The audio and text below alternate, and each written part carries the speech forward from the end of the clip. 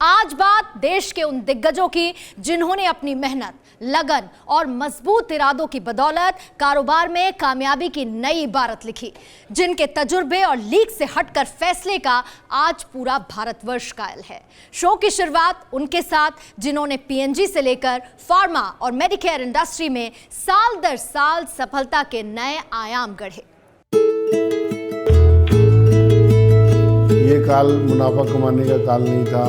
हमारा group social activities के लिए हमेशा बढ़ चढ़ कर हिस्सा लेता रहा है। 2005 में हमारा एक प्लांट था, आज हमारे 3 प्लांट फुल फ्लैज बड़े साइज के काम कर रहे हैं। हिमाचल प्रदेश के पोंटा साहिब की खूबसूरत वादियों के बीच ये है तिरुपति फार्मा इंडस्ट्री। वो कंपनी जिसका 15-16 साल पहले नामो निशान तक नहीं था, आज ये देश की सबसे बड़ी और तेजी से बढ़ती मैन्युफैक्चरिंग कंपनी में शुमार है। ऐसी कंपनी जिसने महज 15 साल में देश ही नहीं बल्कि दुनिया के कई हिस्सों में अपनी मजबूत पकड़ बना ली है। तिरुपति ग्रुप आज आयुर्वेद, फार्मेसी, न्यूट्रिशन और स्पोर्ट्स न्यूट्रिशन प्रोडक्ट के बाजार में छाया हुआ है। जिस मेडिकेयर कंपनी ने पहली सीढ़ी पर 2005 में कदम रखा, आज 15 साल बाद उसके 5 प्लांट हैं और न सिर्फ हिंदुस्तान बल्कि दुबई और फिलीपींस जैसे देशों में भी अपना प्रोडक्ट पहुंचा रहे हैं। हम लोग फिलीपींस में एक्सपोर्ट कर चुके हैं, हम लोग दुबई में एक्सपोर्ट कर चुके हैं और हम आगे आगे अपने एक्सपोर्ट्स को बढ़ाने, हमारे से जो हमारी कंपनियां माल ले रही हैं वो काफ़ी एक्सपोर्ट करती हैं।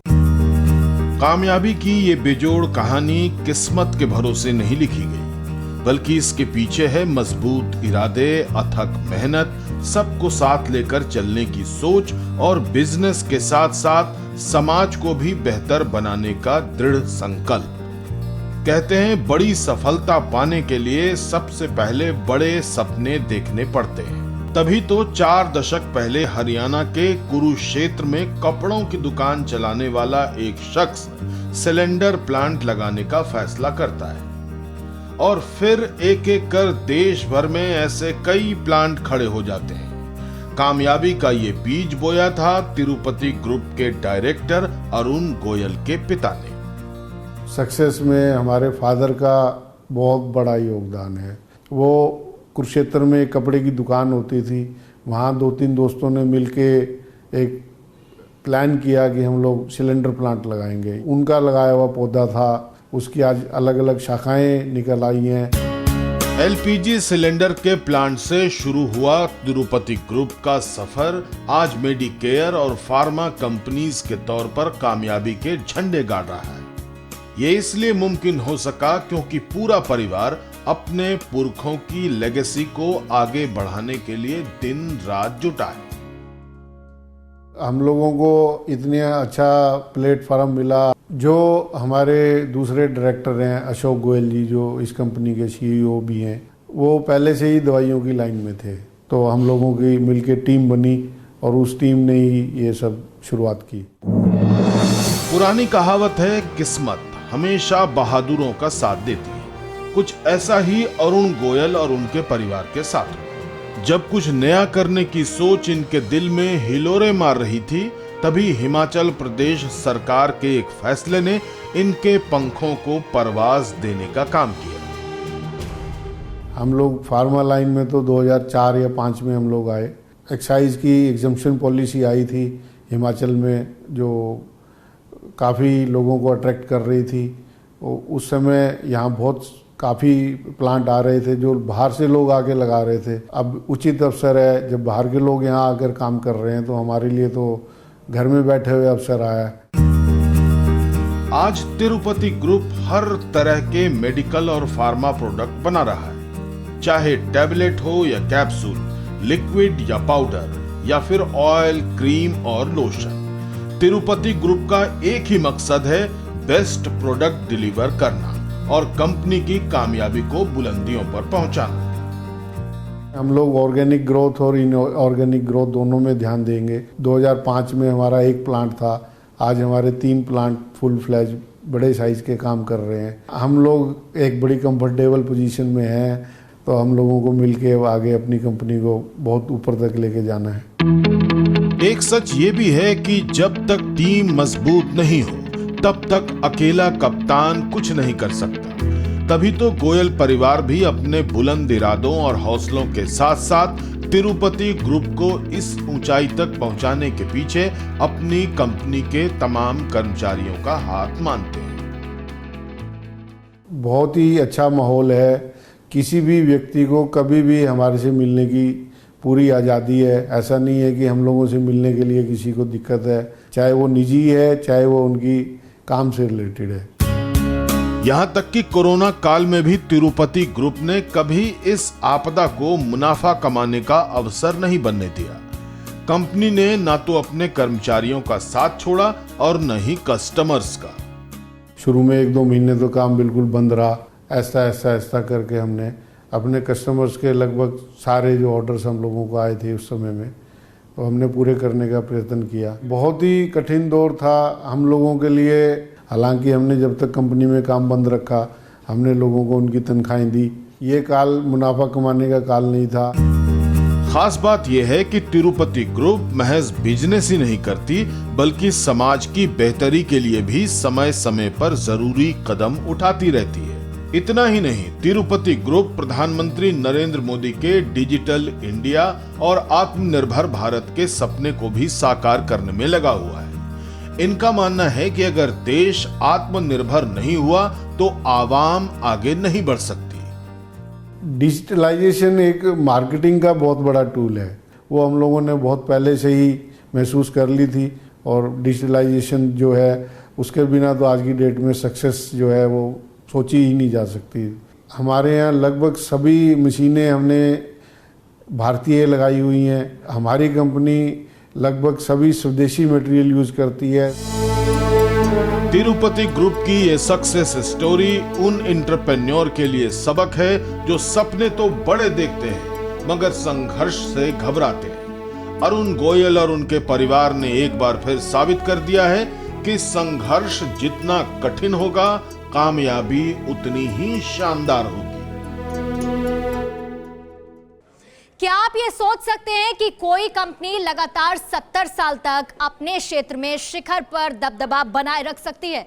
70 साल तक अपने ग्राहकों की उम्मीदों पर खरा उतरते हुए प्रोडक्ट की क्वालिटी को बरकरार रख सकती है? अगर आपको इन दावों पर जरा सा भी शक है तो मिलिए हमारे नए बिजनेस बादशाह से, जो हैं SRMB steel private limited. British era से शुरू हुई ये स्टील कंपनी 7 दशकों से पश्चिम बंगाल में अपनी बादशाहत बनाए है और धीरे धीरे देश के बाकी हिस्सों पर भी अपनी कामयाबी का झंडा गाड़ रही है।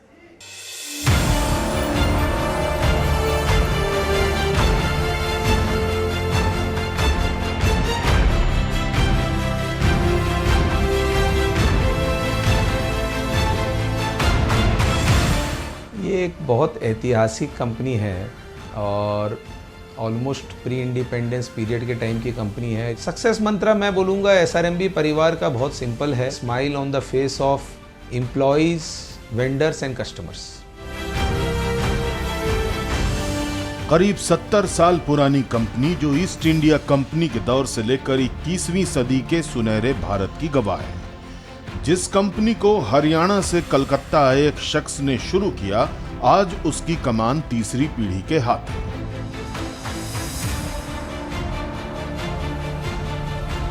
बंगाल के छोटे से हिस्से से जो कारोबार शुरू हुआ, आज देश के कोने कोने में उसकी मजबूत पकड़ और पहचान है।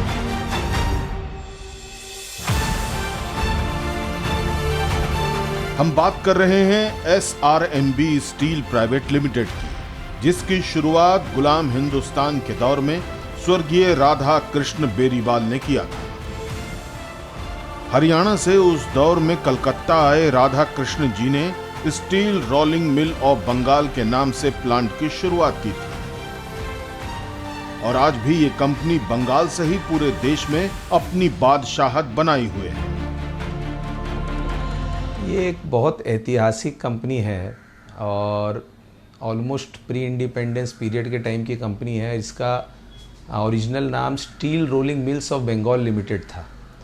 तो उसी से इसका एक शॉर्ट फॉर्म बना SRMB। स्वर्गीय राधा कृष्ण जी बेरीवाला जो मेरे ग्रैंडफादर थे, मेहनती और दृढ़ निश्चय की नींव से हमारे ग्रुप की शुरुआत हुई थी। वो हमारे नेटिव प्लेस हरियाणा से कलकत्ता आए थे। उन्होंने स्टील प्लांट की शुरुआत बंगाल में हावड़ा से की थी। SRMB स्टील प्राइवेट लिमिटेड की कामयाबी का अंदाजा इस बात से ही लगाया जा सकता है कि आज देश के बड़े बड़े दिग्गज इस ब्रांड से जुड़े हुए हैं। क्रिकेट जगत के दो सबसे बड़े सितारे SRMB स्टील के ब्रांड एम्बेसडर। SRMB TMT, घर से हो जीत की शुरुआत। कहते हैं आग की भट्टी में तपकर ही सोना कुंदन बनता है और भरोसे की कसौटी पर तपकर ही कोई प्रोडक्ट एक ब्रांड बनता है। इन पंक्तियों को SRMB स्टील ने पूरी तरह चरितार्थ किया है।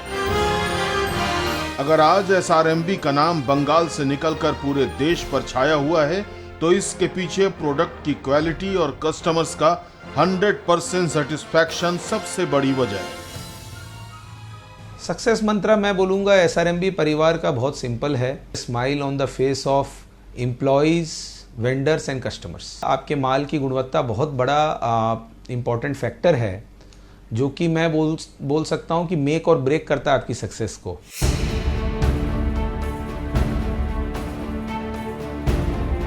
ये वो सक्सेस मंत्र है जो SRMB की शुरुआत के दौरान कंपनी के फाउंडर राधा कृष्ण बेरीवाल ने अपनाया था।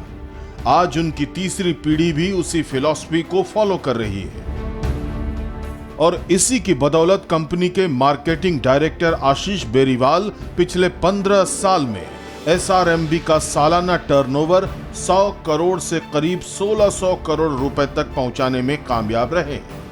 इनका मकसद अगले 2-3 साल में कंपनी का टर्नओवर 2500 करोड़ तक ले जाने का है। जब मैंने कंपनी ज्वाइन किया था उस समय करीबन 100 करोड़ का टर्नओवर था हमारा। आज की डेट में हमारा ग्रुप टर्नओवर करीबन 1600 करोड़ है। देखिए, फिलहाल हम लोगों ने मीडियम टर्म विज़न अपना सेट कर रखा है और मीडियम टर्म मैं बोलूँगा नेक्स्ट 2 to 3 ईयर्स में जो हमारी एक्सपेंशन की प्लानिंग है, हम उम्मीद करते हैं कि टर्नओवर हम लोग करीबन 2500 करोड़ के आसपास पहुंच जाएंगे।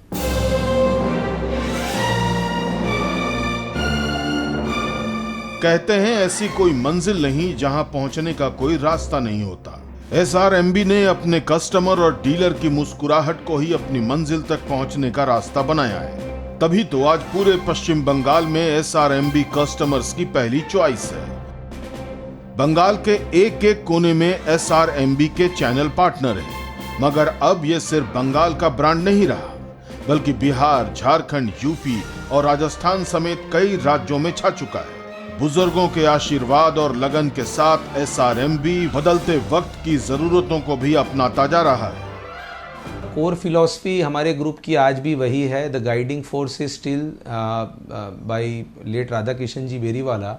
इनफैक्ट हमारे फैक्ट्रीज़ में काफ़ी मॉडर्नाइजेशन हम लोगों ने समय के साथ लेटेस्ट टेक्नोलॉजीज अडेप्ट करके किया है।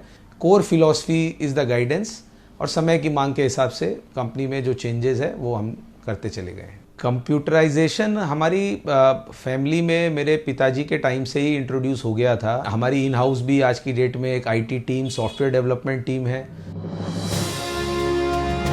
हालांकि हर कंपनी की तरह SRMB में भी उतार चढ़ाव के दौर आए, खासकर कोरोना काल में जब सारे कंस्ट्रक्शन बंद पड़े थे। ऐसे में कंपनी को खड़ा करना बड़ा चैलेंज था, लेकिन यह भी एक सच है कि मुश्किलें हमेशा मजबूत लोगों के हिस्से में आती है, क्योंकि वही इसे बेहतरीन तरीके से अंजाम देने की ताकत रखते हैं। डेफिनेटली अप्स एंड डाउन्स आते हैं, आ भी रहे हैं, लेकिन अगर आप अपने कोर पे स्टिक करते हैं which is improve productivity, ups and downs में आप स्टेडी रूप से आगे बढ़ सकते हैं। प्रधानमंत्री जी का जो विज़न था कि भाई कोरोना की रोकथाम में हर आदमी अपना अपना रोल निभाए, हमारा SRMB के परिवार के हर सदस्य ने पुरजोर चेष्टा की है। We have taken this corona also as an opportunity to learn. SRMB का सरिया आज देश के बड़े हिस्से को मजबूत आधार दे रहा है। देश को और मजबूत बनाने के लिए कंपनी फिलहाल हिंदुस्तान में ही अपना बिजनेस बढ़ाना चाहती है। मगर इस उम्मीद के साथ कि एक दिन एसआरएमबी स्टील का लोहा पूरी दुनिया मानेगी। घर, सड़क, शहर, गांव, समाज सब स्वच्छ रहे, ये सबकी दिली ख्वाहिश होती है। लेकिन क्या आपने कभी ये सोचा है कि आपके घर से निकला हुआ कचरा जाएगा कहाँ? इस कचरे का होगा क्या? नहीं सोचा ना। पर इसी भारतवर्ष में एक शख्स ऐसा भी है जिसने सिर्फ कचरे के बारे में सोचा ही नहीं, बल्कि बीते 25 सालों से देश को क्लीन और ग्रीन बनाने में जुटा है। और यही है अगले और आज के आखिरी बिजनेस बादशाह।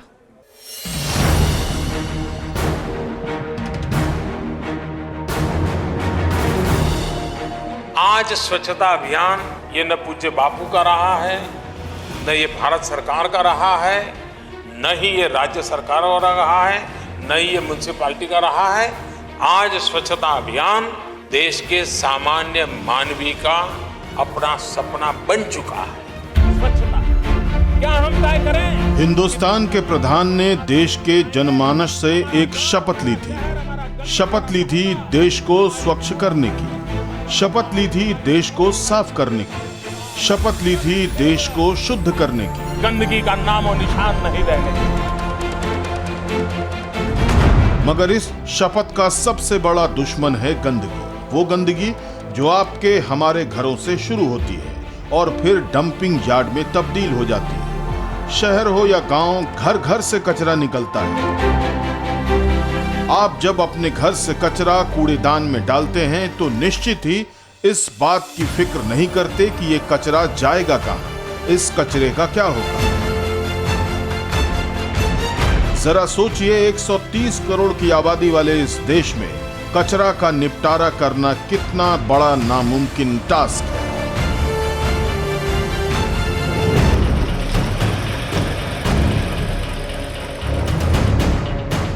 मगर मिलिए इस शख्स से जिन्होंने वेस्ट को वेस्ट नहीं समझा, जिन्होंने कचरे को कचरा माना ही नहीं। हैदराबाद की गलियों से कचरे को उठाने वाले आज धीरे धीरे देश के कोने कोने से कचरा उठा रहे हैं। जी हां, कचरा उठा रहे हैं, इसलिए नहीं कि इसे डंप करना है, इसलिए ताकि कचरे का सही इस्तेमाल करना है। नाम है गौतम रेड्डी, जो रैमके ग्रुप के मैनेजिंग डायरेक्टर हैं। इनका मिशन सिर्फ एक है, क्लीन इंडिया, ग्रीन इंडिया, बेहतरीन India. When I was working for a company, realized that waste management in India is in absolute pathetic shape. I felt there's an urgent need and an opportunity that I want the country to be clean, I want the world to be clean. 25 साल पहले जब गौतम रेड्डी ने इस company की शुरुआत की थी तो उनकी आंखों में बस एक सपना था कि देश के लिए कुछ करना है। इसी जज्बे की वजह से रैमके ग्रुप के मैनेजिंग डायरेक्टर ने देश के साथ साथ विदेशों में भी धाक जमा ली है। Bharat, Singapore, America, Tanzania, Oman, Saudi Arab, Qatar, Jordan, Kuwait, UAE तक में रैमके ग्रुप वेस्ट मैनेजमेंट के बल पर पहुंच चुका है। Well, today Ramki Enviro Engineers has about 52 different waste management facilities or recycling facilities. This is not just in India, about 36 of them are in India and 16 of them are outside India. Gautam Reddy की जिद और जुनून की बदौलत global बन चुकी company सालाना 60 lakh ton waste management को हैंडल करती है। 25 साल में इनके 35,000 कस्टमर बन चुके हैं। साथ ही 16,000 लोग रैमके ग्रुप के साथ जुड़कर काम करते हैं और इनके जरिए करीब 1,70,440 लोगों को फायदा पहुंच रहा है। एनवायरमेंटल इंजीनियरिंग में अमेरिका से पढ़ाई करके लौटे गौतम रेड्डी की आंखों में बस एक ही सपना था, सब कुछ स्वच्छ हो, साफ हो, क्लीन हो। आज रैमके ग्रुप 21 शहरों से खतरनाक कचरा, म्युनिसिपल कचरा, बायोमेडिकल कचरा और ई वेस्ट को उठाते हैं। पब्लिक प्राइवेट पार्टनरशिप मॉडल के साथ ये कंपनी एनवायरमेंट मैनेजमेंट में हिंदुस्तान की टॉप लिस्टेड कंपनी बनी हुई है। गौतम रेड्डी ने टीवी 9 भारतवर्ष की टीम को बताया कि कचरे को कैसे ऑर्गेनिक खाद में और पावर जनरेशन के लिए फ्यूल में बदला जाता है। Medical waste requires to be disinfected. It has to be sterilized because the problem with it is infection. industrial hazardous waste needs to be destroyed. The hazardous character has to be destroyed. If there is a chromium, it has to be converted into a stable chromium. If there is a heavy metal, the heavy metal has to be minimized so that it doesn't leach into the groundwater. Every different of this waste can have a different value system, different treatment system, different disposal system. Hyderabad से Saudi अरब और America तक कामयाबी के झंडे गाड़ चुके गौतम रेड्डी प्रधानमंत्री नरेंद्र मोदी के स्वच्छता के सपनों के साथ कदम ताल मिलाते हुए बढ़े जा रहे हैं। Certainly, I think India should compete in the global market, and whatever PM Modi's ambition is very honest and genuine, and we support that initiative. But I also had a feeling that this pandemic was one of the best opportunity for India to catch up, because somehow, good or bad, the whole world has developed an anti-China sentiment. 25 बरस तक निरंतर दिन रात बिना थके बिना रुके कदमों को पंख लगाकर काम कर रहे हैं। गौतम रेड्डी का ख्वाब है आसमान नीला है, आसमान नीला ही रहे, कचरा कभी इस नीलेपन में मुसीबत न बने। धुरंधर जिगरे वालों को TV9 भारतवर्ष बिजनेस बादशाह का नाम देता है, जिन्होंने जहां कदम रखा वहां कामयाबी ही हाथ लगी। और इस कामयाबी में न कभी आंधी आड़े आई, न तूफान, न ठंडी, न गर्मी, न बारिश, न थकान। लिहाजा ऐसे हुनरबाजों के लिए चंद शब्द समर्पित है। नन्ही सी चींटी जब दाना लेकर चलती है, चढ़ती दीवारों पर 100 बार फिसलती है, आखिर उसकी मेहनत बेकार नहीं होती, कोशिश करने वालों की कभी हार नहीं होती।